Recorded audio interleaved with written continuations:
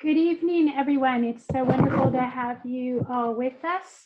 I'm Rabbi Cheryl Peretz, Associate Dean of the Ziegler School of Rabbinic Studies at American Jewish University, and it's my pleasure to welcome you to another series of conversations in AJU's B'Yachad platform, created during this challenging time of the world to provide free online learning environment to convene our communities locally and across the world, and to advance ideas and dialogue and debate.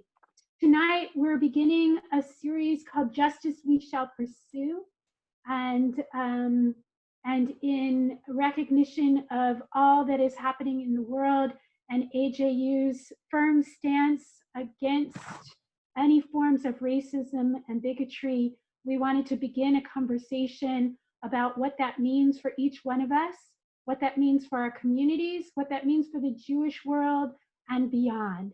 And tonight, to kick us off, and there'll be more programs to come in the next few days and weeks, tonight I am happy to have with me two amazing activists, Julie Weitz, who's an artist, activist, and educator, and the founder of Jews for Black Lives Instagram, which she'll tell you more about in a little bit. And also Kimberly Dueñas, who is a Jewish and wellness educator and is also an AJU alum. So welcome back, Kimberly, and is the community coordinator for Jewtina XECO. And she'll tell you more about that as we get ready to talk as well. The format for this evening will be that I will ask some questions of our panelists. They'll answer and also dialogue with each other. We will be monitoring the chat box, so please feel free to send in questions that you want to have addressed, and we'll do our best to integrate them as well. And so again, welcome and delighted to have you with us for the first of this series of Justice We Shall Pursue. And I'm going to ask our panelists to begin by just telling us a little bit about themselves, about their work, and the light bulb moments of inspiration that influence their thinking and their action in the world of justice. And maybe Kimberly will ask you to begin if you're willing. Absolutely. Hi, everyone. Thank you so much for joining us tonight. My name is Kimberly Dueñas, and I am a proud Jewtina, a Jewish Latina, and a very proud alum of American Jewish University. If any of my professors are out there, thank you. So I'm here as the community coordinator for Jewtina ECO, and we are an anti-racist, grassroots Jewish organization on a mission to celebrate, explore, and raise awareness of the Jewish-Latino community and experience. Through our programs and auto-ethnographic story projects, community members are able to examine their multi-ethnic, multiracial, multicultural, Jewish-Latino heritage. So I joined the team last year as the community coordinator, and my passion for community healing led me to be a part of this space. And I'm in charge of events, and I add the wellness perspective into our community. And for me, my path with justice really had a role throughout my life, but Judaism has always been about faith and action, and that's what called me to be a Jewish educator for many years, because I believe that Tikkun Olam is truly possible with learning, with education, and with support. So I was on that path as an educator, specifically to examine how justice plays a role in our values as Jews. And that brought me to different classrooms in California and around the world to teach about justice. And through my own experience as an organizer and as a student at AJU, I've been called to be a part of this anti-racist work in a leadership role. And so I'm just beyond thrilled to be here. And my passion for community organizing and justice really, and Jewish education informed my career in wellness. I'm also a yoga teacher and a wellness educator. And for me, I really believe that none of us are well until all of us are well, and justice plays a role in that pursuit. So here I am with everything coming together, and it's such a gift to be here, and looking forward to our conversation tonight. Great, thank you. Julie. Yeah, thank you so much, Rabbi Cheryl. Thank you, Kimberly, for being a part of this. And thank you, AJU, for hosting us. It's such a unique platform as a grassroots organizer to have an opportunity to speak directly to my community. So I'm an artist and educator. I've been teaching in public education for over 15 years.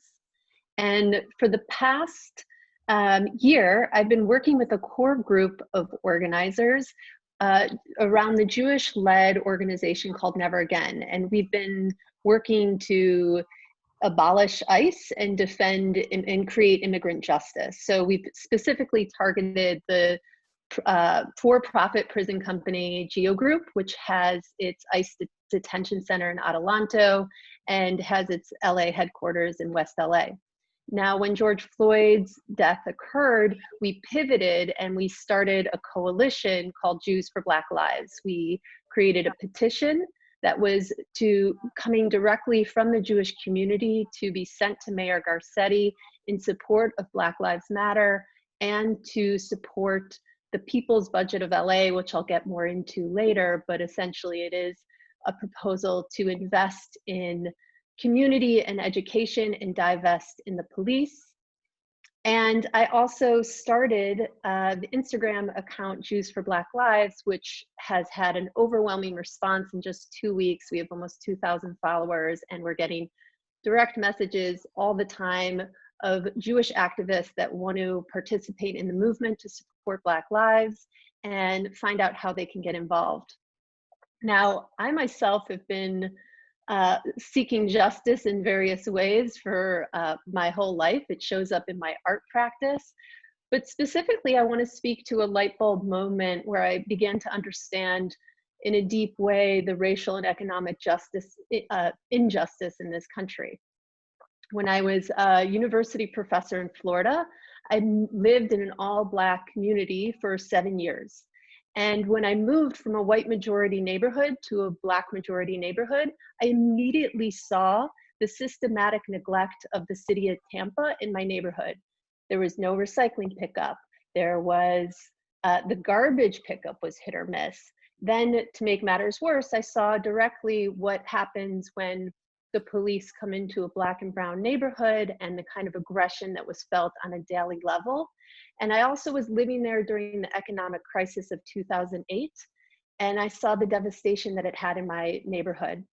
There were multiple foreclosures, and I myself had to foreclose on my house. And this is directly tied to the systematic racism that's embedded in our country, and it's why I am now actively seeking to dismantle white supremacy as we see it playing out in the form of police brutality.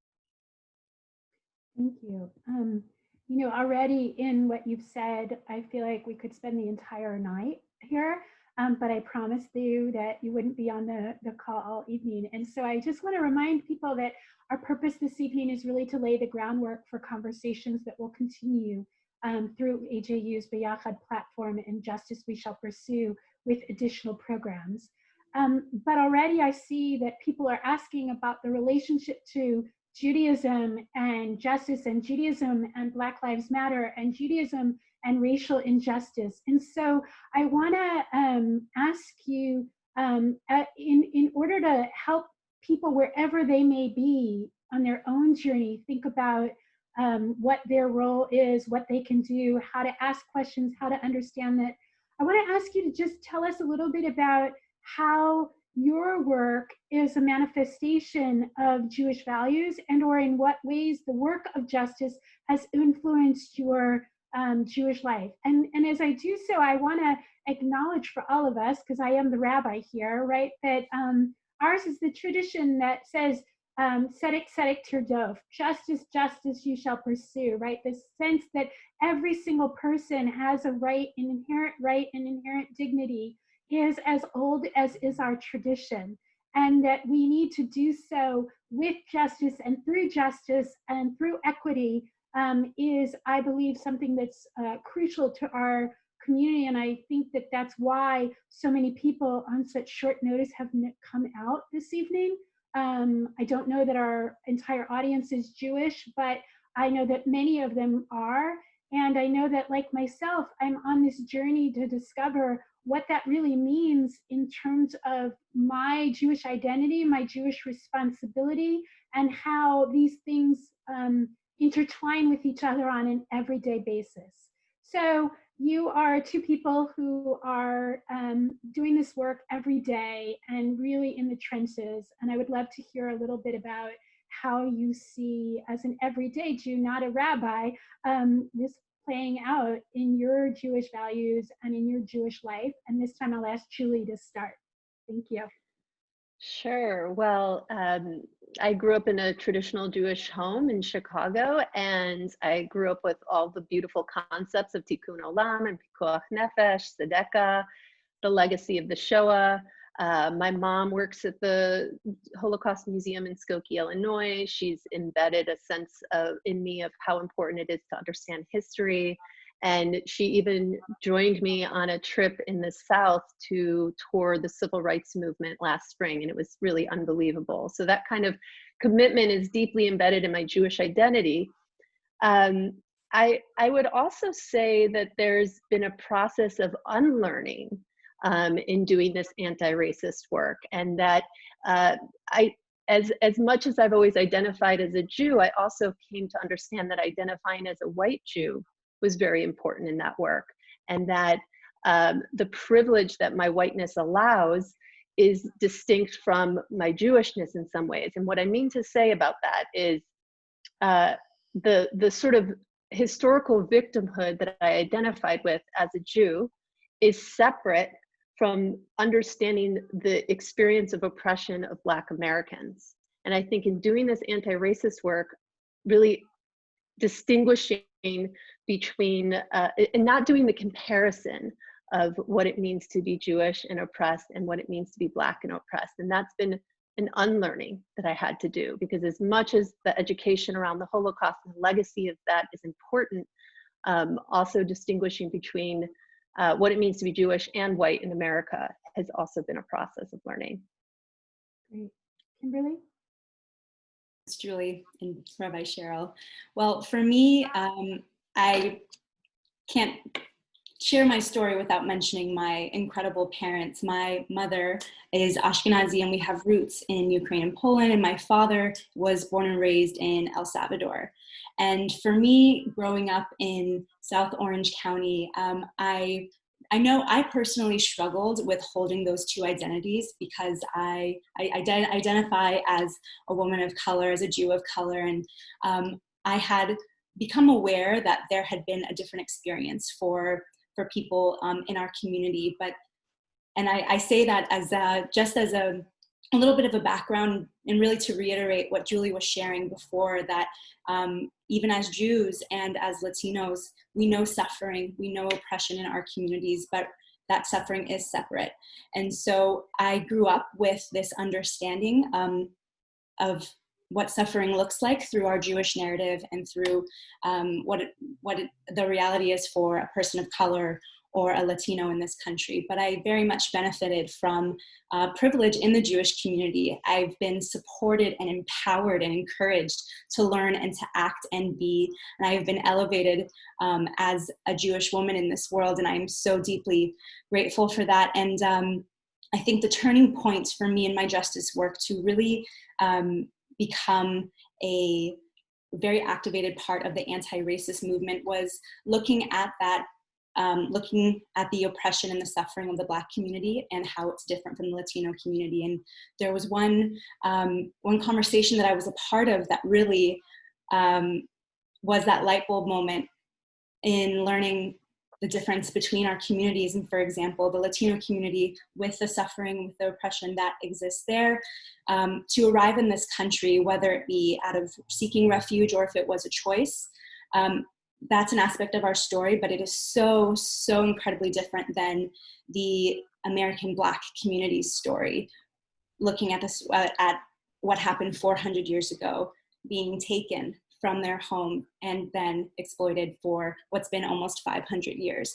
And for me to make that distinction, to say, wow, yes, we know suffering as Jews. Yes, we know suffering as Latinos, but our suffering is so different from the suffering of our Black brothers and sisters. And that was a very huge opportunity for me to begin that unlearning, to begin that process of looking inward and seeing that my action right now is to truly listen, to have empathy, and to be a part of this work by letting the Black community lead the way, and not try to compare our oppression, to not be in the oppression Olympics, and to really just hold space for that. And I think of what Rabbi Tarfon says in Pirkei Avot: it is not your responsibility to finish the work of perfecting the world, but you are not free to desist from it either. And to me, that speaks volumes about our mission right now, that we might not have all the answers, but we must be a part of this in some way. And at least in this exact moment with Black Lives Matter, it is about listening, and it is about speaking up for justice. Certainly because we know justice, we have a responsibility to hold space and elevate and support what's happening in our communities. Thank you. I want to just acknowledge that many of the questions already coming in are about how to get involved, and we'll talk more about that later in this conversation. But others of the questions are circling around exactly what we're talking about, right? Circling around the notion of, if Jews are or for justice, shouldn't we be just for justice for all people?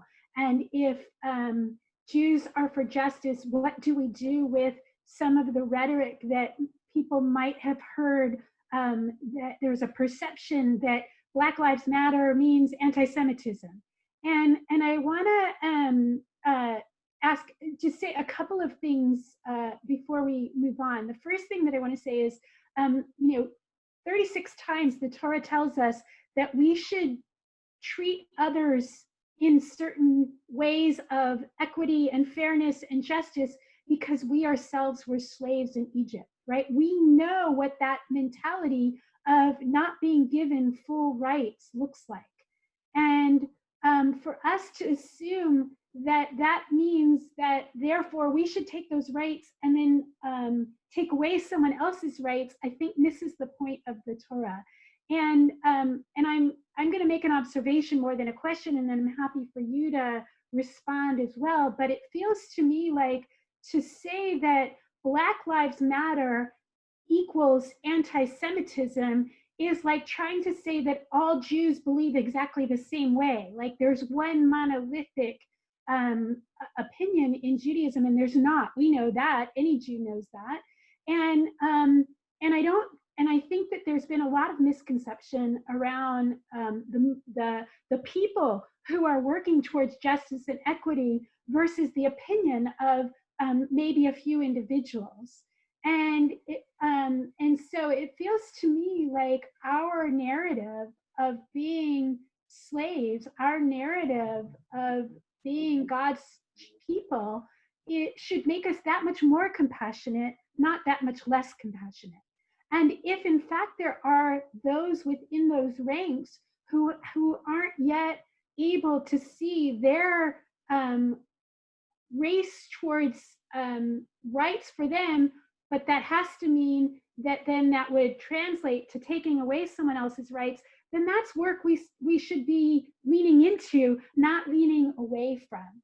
And so for me, I don't see a distinction between saying, well, no, we have to fight anti-Semitism, so we shouldn't fight for justice for people of color or for people from Asian countries or anything, but that should give us all the more incentive and inspiration to do that work. And I'm wondering, just because it's coming in a lot in the questions already, if you want to say anything else before we move on to what's an ally and how to be an ally and how to help.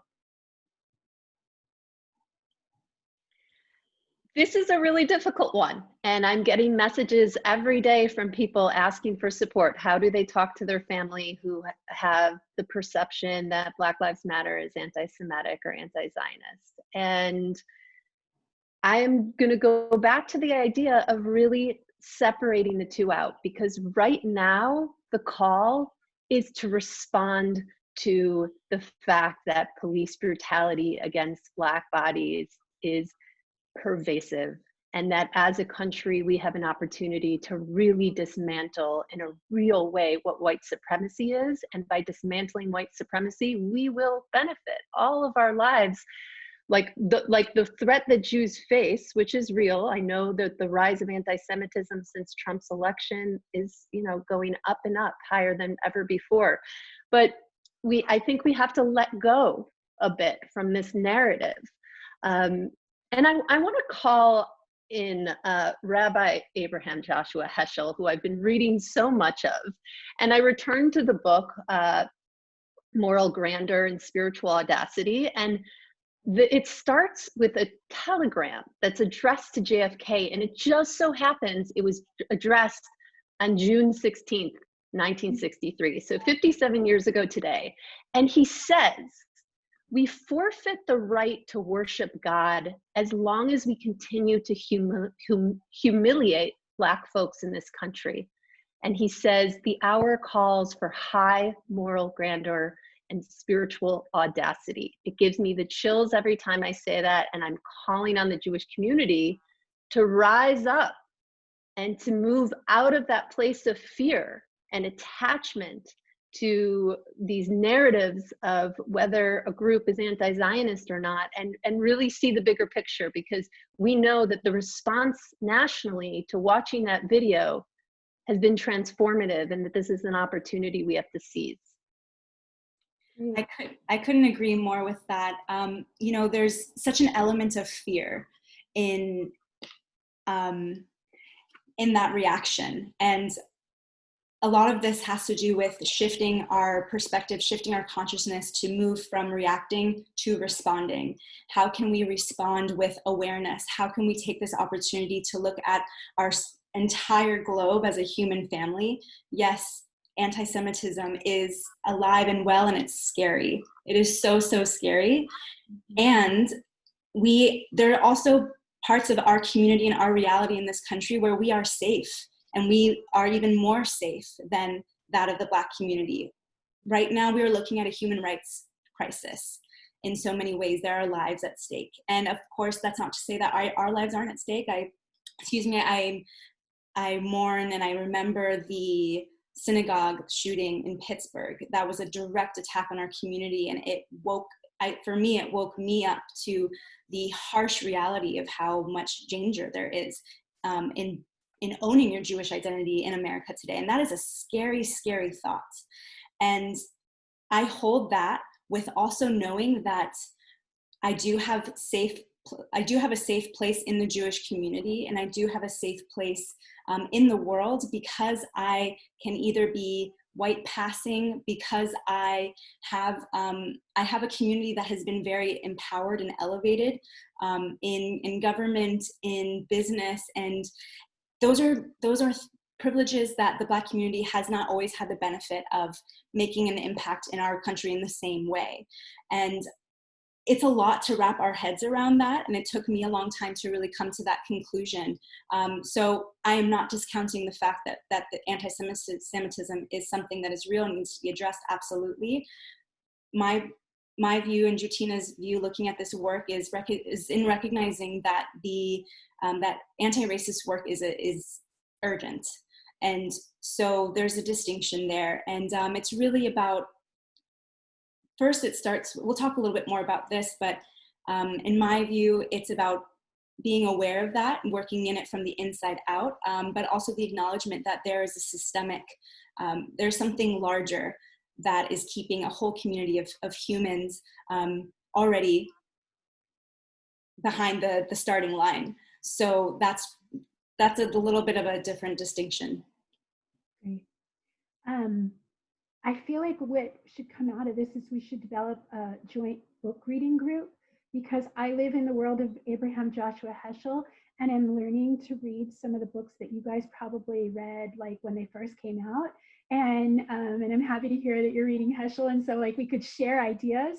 But I want to start there, because I've been, one of my personal commitments in this time has been to really try to educate myself more, to really think about the subtle underpinning things that I may not realize like are a part of our culture or our society that I'm either complicit or that I take advantage of. And of course, I do that through the wisdom of the Talmud. And there's a story that I'm just going to tell really quickly because it was like one of those light bulb moments for me in seeing this story anew in the last few weeks that clicked anew. And I want to ask you to think about it with me. So there's this amazing story told of two rabbis who are having dinner together. One of them is a guest in the other's house, Ula and Rav Nachman. And it seems that at the time there was this custom to make a blessing, to bless the host if you were the guest. And so after the meal, Ula takes a cup and goes to bless Rav Nachman. And Rav Nachman says, "No, please bless my wife, Yalta." And Ula says, "Oh, no, we don't bless the wife. The wife is only blessed through the fruit of the man." And he quotes Torah to prove himself. So in the meantime, they're having this, they're sitting at this table for a meal as if Yalta doesn't exist and isn't a part of what's happening. And the Talmud actually says she happens to overhear, right? So it's like she's not even at the table and she happens to overhear, and she goes into their wine cellar and smashes 400 barrels of wine. And I just imagine like every hammer, every like frustration and disappointment and every emotion going into that smashing of what's very valuable. Now, please understand, this is not Rabbi Peretz saying this is a story that tells us that looting is a good thing and that we should be destroying. But I do think that it's saying that that with which we built our a life on, or certain ideas, like needs smashing, right? And she's smashing this. And then she comes out, and Rav Nachman, thinking he's like doing something really wonderful, says, "Ula, why don't you just send her a different cup?" And so he sends her this gift and gives her this different cup and says, "It's not the cup of blessing, but it's the wine of blessing," thinking that he's doing something really magnanimous, right? And so for me, that was a light bulb moment, because as a woman in Judaism, I certainly can relate to that idea of feeling like decisions having been made for me, about me, around me, that affect me. And when I think about that, what that means for this moment, for other people, whether, for gays and lesbians, for people of color, like thinking about, like, we're sitting at a table, and even tonight, to acknowledge, like, we're here having this conversation, and as you said, Kimberly, like, you could pass as a person who's not of color, right? Like a white person. And so I want to ask you about what that means. Like, who do you, like, I'm going to expand the question to say, who's not at the table? Who needs to be at the table? What does it mean to even have a table for these conversations? What's some of the vocabulary? What is an ally? What is an anti-racist? Just help us with some of this vocabulary, because I imagine that the people listening to this call are really in all different places in their own journey. And I want to make sure that we have something that every person can leave with. So, Julie, would you mind starting with that? And you can react to the questions, or just answer the questions. Sure. And Rabbi, thank you for that wonderful story. I love that story. So I want to answer it in two ways. One, I want to define what an ally is, and then also introduce a word that you might not be aware of, an accomplice. So usually when we hear the word accomplice, we think of crime. But in social justice circles, it actually distinguishes between what an ally is and what an accomplice is. So an ally is someone who is non-racist, and they might call out racism in white-dominated spaces, and they educate themselves. But it's a bit of a passive role. An accomplice is someone who is actively participating in anti-racist education and action. And for example, Jews for Black Lives, a coalition of us, attended the memorial service in downtown Los Angeles, and it was run by clergy people, and rabbis were there. And when the Black clergy people asked us to stand in between them and the police, we did so. We put our bodies in between as a form of protection, and slowly the police backed up. So we used our privilege as white people, and we functioned as accomplices. Now, I also want to give an example that's relevant to this panel. So AJU has come out with a statement in relation to this panel that it stands opposed to all forms of racism and all bigotry. And that's a great statement. That's a form of allyship, but a form of acting as an accomplice would be explicitly stating that AJU supports Black Lives Matter. And I want to use this opportunity to amplify some fellow organizers and Jews of color's open letter that they wrote that's addressed to Jewish organizations, federations. And in the process of preparing for this panel, I consulted with them because I wanted to make sure that I could function as an ally and accomplice. So I'm going to share my screen for a moment, and I just want to show this letter. It's written not free to desist, which is a quote to what Kimberly mentioned earlier, Rabbi Tarfon, that we are not free, that we cannot desist from the work. This letter is about reimagining our collective Jewish covenant. And in it, they're calling for federations, foundations, organizations, and initiatives to commit to 4 out of 7 obligations. So I'm just going to read them out loud. 1 is the explicit endorsement that Black Lives Matter. 2, establish racial justice and social equity as an explicit pillar of your organization. 3, commit to explicit, intersectional, anti-racist, and inclusive hiring and compensation practices. 4, commit to anti-racist educational initiatives, curriculums, and frameworks. 5, invest in JOC and POC leadership development. 6, create a robust list of racial justice, equity, and inclusion requirements that all grantees receiving Jewish institutional funding must adhere to. And 7, engage in the development of a fully funded initiative to assist in our communal accountability. This is such a beautiful and powerful statement. If the Jewish community really wants to come together to build an anti-racist community, this is a guideline, a letter to sign on to. And I would ask, is AJU willing to sign on to this? Would you, as a Jew in a synagogue, sign on to this? Would you encourage other Jewish leaders to sign on to it? That is, now I'm sort of leading more to action, but in amplifying this letter, I'm also trying to function as an accomplice. Yeah, so just before Kimberly answers that question, would I have to say I certainly would be in favor of that conversation at AJU, and in as much as the policy itself, it's the conversation that it would engender that would really excite me and feel like we're starting to make a difference. I just also want to say that what I love about that particular letter is that you're already starting us to think about, like, there are different ways that we can like really stop and ask ourselves the deep questions of what this moment really means. Because this moment isn't only about stepping up in the streets and being part of demonstrations of 20,000 people. And it's not just about whether or not we defund police or whether or not we change the laws of the city, but it's about every single one of us asking, like, how am I able to help make a change? How am I able to make a difference? And what can I ask myself or do or think differently that will help? And I want to come back to that in a minute, but I'm going to let Kimberly respond first.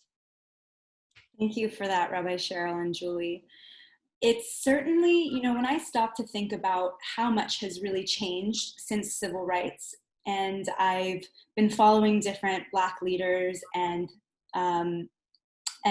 thought leaders on their thoughts on that. And bottom line is not a whole lot, unfortunately. Yes, there might have been, there might be more Black leaders, and we see great success in entertainment and in business, and we see that, but we're looking at a larger issue though, because what's being revealed now is that our system is sick and truly needs healing. And, you know, if we think about that for a moment, if there's a part of your body that's sick, you would do whatever you could to heal it. And so if our system was built in a racist context, then we have a responsibility to heal it socially, economically, and through. This is our time to show up. And for me, something I've been meditating on how my Jewish identity plays such a huge role in this work right now. I believe we're being called to put our Torah into action, to not stand idly by as humans or as Jews. And as you mentioned, it really is about awareness, starting with awareness. And the first place that we need to start is within ourselves and within our community. And as I mentioned before, we are so diverse, and we are so culturally, ethnically, racially, we have such a beautiful mix in our Jewish community globally.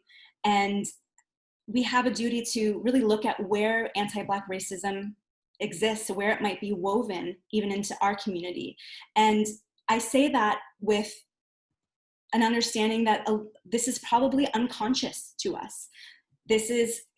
There have probably been maybe decades even of unconscious oppressive narratives that have existed within our communities that we don't even know about. And you know, there's a diagram of the way that we have understanding. And that's the things that we know, the things that we don't know, and the things that we don't even know that we don't even know.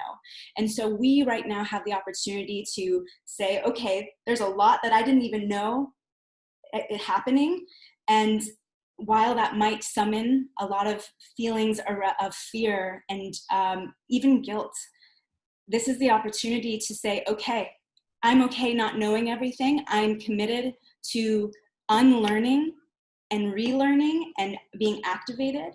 And something that there are 3 words that really keep coming up as I show up in this work with Jewtina: responsibility, belief, and willingness. First, the responsibility is to accept what is happening and spring into action. The belief is simply that belief of change being possible, that tikkun olam is possible, that seizing this moment to really look at the Black community members in the Jewish community, to look at the Black Americans in our country right now, and really lead with B'Tselem Elohim, believing that everyone is truly made in the image of God, but asking ourselves those questions. I know conceptually I believe that, and the Torah teaches that, but how am I really showing up for that statement? How am I truly embodying B'Tselem Elohim and looking at the way that we might have, again, unconsciously perpetuated othering and suppressing or oppressing in our own lives, in our community, and even in our companies, wherever we may find ourselves. And the third is willingness. Am I willing to do this work? Am I willing to be the person that I need to be? Are we as a Jewish community willing to be the people that we need to be and do the work that needs to get done? And I would also add that humility is a big part of this. And I'll say that none of this is easy. This is very heavy work. And the most important change movements that have happened, just looking at history, nothing is easy, but we are together. And I know this sounds very like, you know, hippy dippy, but at the end of the day, this is the truth, that we operate in community as tribes so that we know that we have each other. And it takes patience on all sides. It's okay to be wrong. We may make mistakes along the way. There's no guidebook for this. There's no guide to being in a pandemic. There's no guide to civil unrest and systemic oppression, but we need to write it.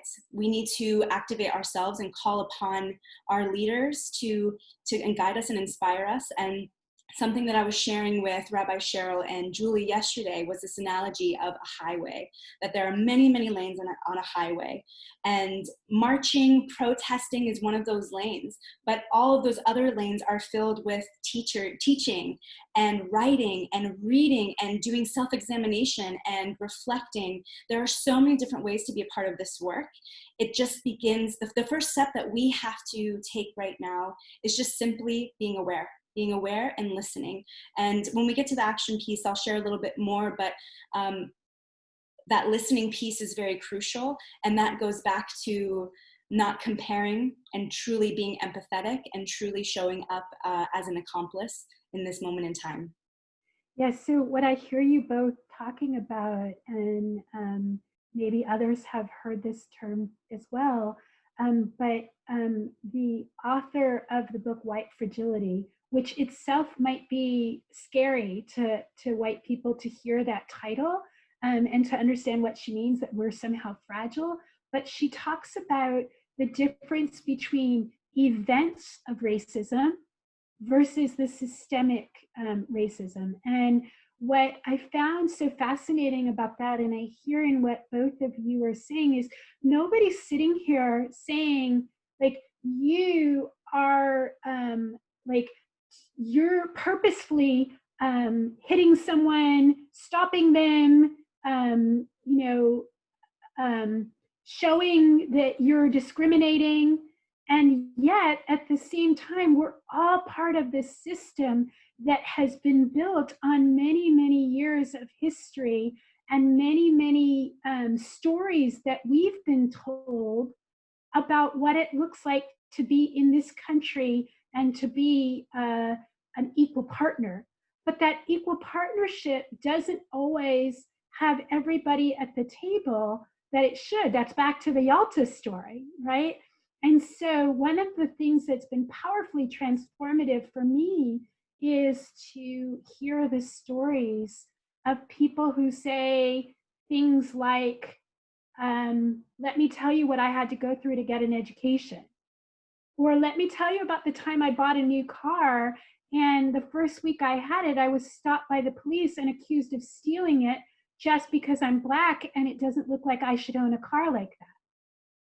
Or the stories of people who have said, I've been stopped, a dozen times in my life by police, and you've never been stopped. And, and just on and on. And that's what's inspired me to really think about this. And so I want to just ask you, as we move into like the call to action and what recommendations you have for people of how to get involved or how to take that one next step from wherever you might be, to also maybe incorporate that some thoughts on, if I'm someone who hasn't yet heard the stories or can be moved by the stories, how do I do that? Like, how do I learn more about like what it really looks like from another side, and making that our side, not separate sides? So I don't know which one of you wants to start. I know I asked a lot in that, but just love to hear your thoughts. Julie, would you like to start? Sure. Call to action. There's so much, and I know it can be overwhelming, but education is number one. Education, and then listening to Black organizers, Black leadership, and following their lead. But to this point of education, I want to bring up this idea of defund the police, because I know that a lot of white folks have trouble, like when they hear that, it seems like it's sort of jarring. And I want to reframe it around this idea of divesting in a brutal police state and investing in education and healthcare and affordable housing. I work in community colleges in Los Angeles and the public school education, and it is night and day when I've taught in private Jewish institutions and then go into the public schools. And the fact that the police have their own special unit inside the public schools is deeply problematic. And so I'm going to go back to education and say that I encourage you to look up the People's Budget of LA, and I'll put that in the link, because that's really calling out Mayor Garcetti, who has over half of the city's budget going to the police. And it's just, we have to really reconsider what it means to embrace new strategies for keeping our neighborhoods safe and providing affordable housing, healthcare, and education. And the other call to action that I'm going to recommend is to sign up at Movement for Black Lives. And I'm going to put a few links in there and find out how you can get involved. They have wonderful material available about weekly actions. We know Juneteenth is coming up on Friday. There's ways you can get involved there. And then the last thing I'll say is join us on our Instagram, and we're posting all the time protests, petitions, actions, calls you can make. We're really up on it. And we're also starting a weekly newsletter so you can get involved. We also have the opportunity, if you want to protest and you want to connect with other Jews protesting, we have a WhatsApp group for protesters. Great. And while Kimberly is answering this question, could you put the link to the Instagram on the chat? And of course. Kimberly, at some point, if you can put the information for Jewtina Mexico on the chat as well. But I'm going to let you answer the question about the call to action as well. Absolutely. And I'd just like to mention that I'm so grateful to be here representing the Jewish-Latino community, because I can share that Jewtina was created 2 years ago by our founder. Her name is Ana Lucia, and she's a Peruvian Jew and an ethnographer. And she saw a need for this space because there hadn't been a platform for Jewish Latinos to share their story. And I share that because I'm so proud to be part of that work and to be part of the efforts to elevate the voices of Jews of color within our community. And just as Jewtina was created from a need, we are being called by the Black community to also address that need and elevate Black voices. And that begins with education and learning again. And that point is the most important place to start, because it's true, it is a lot and it can feel overwhelming. And so the first thing is to really remember that we are, one, we're all in this together, but two, that there's so many resources available and there's so many ways to get involved. And Jews for Black Lives is an incredible leader in our local community right now that you can be a part of. And something that we've been creating at Jewtina Eco, we created a resource on 7 ways for Jews and Jewish Latinos to get involved in the work, on how to be an anti-racist in our community. And so I'll be sharing that. And I just wanted to just reference really quickly that in the name Jewtina Eco, the codes, they represent our values, which are community, connection, coexistence and conservation and cooperation. And so today, to be in cooperation with the Jewish community and to be in cooperation with AJU and Jews for Black Lives, just really happy again to be here. And so I'll share my screen now, so we have access to that page, and this will be available to you. I'll put the link in the chat box as well. So like I mentioned, these are, let me just make sure I get the right screen here. Zoom is so funny. Okay, so these are 7 ways that Jewish Latinx people can fight anti-Black racism today, but I will say that this was designed with a community in mind, with being the Jewish community and the Latinx community. So even if you don't identify, if you're not Latino or you don't identify as Latino, this is very much applicable to anyone in the Jewish community. And so we have 7 points as well. The first being recognize our community's complicity in anti-Black racism. The second, recognize your own complicity. And here we have, in our description, we have some different ways for you to think about that and examine what that might mean and serve as a launching point for some self-reflection. Third, end the oppression comparison, as I mentioned before, not trying to be in a suffering contest, but really looking at how suffering exists in our story, but right now, how are we really hearing and empathizing and showing up for the suffering of the Black community? 4, constantly reflect on your privilege and anti-Black biases. Now, I know for me personally, this was something that I had to spend a lot of time with, and there are some guiding questions, and this can feel like a lot to dive into these questions, and I'm hoping that this is of service to you. So we've included some questions for you to think about that.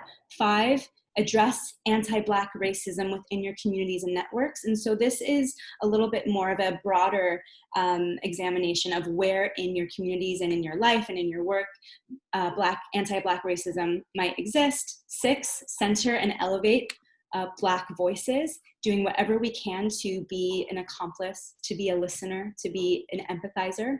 And last, 7, remembering that anti-Black racism is an urgent crisis. And there's a little bit more about that, just to really speak to the urgency of this human rights matter. On the same page, we've included additional resources of places to donate, to really speak your voice through your resources, petitions to sign, articles to read.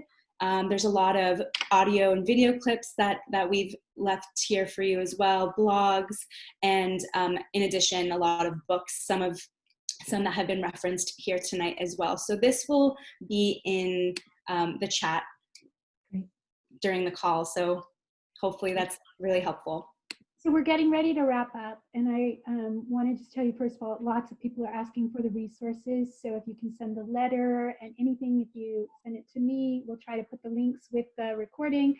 But also, if you can't find them by looking for Julie or Kimberly on their websites, you can email me, Rabbi Cheryl Peretz at AJU, and I will make sure we have those letters from them and can send them out to you.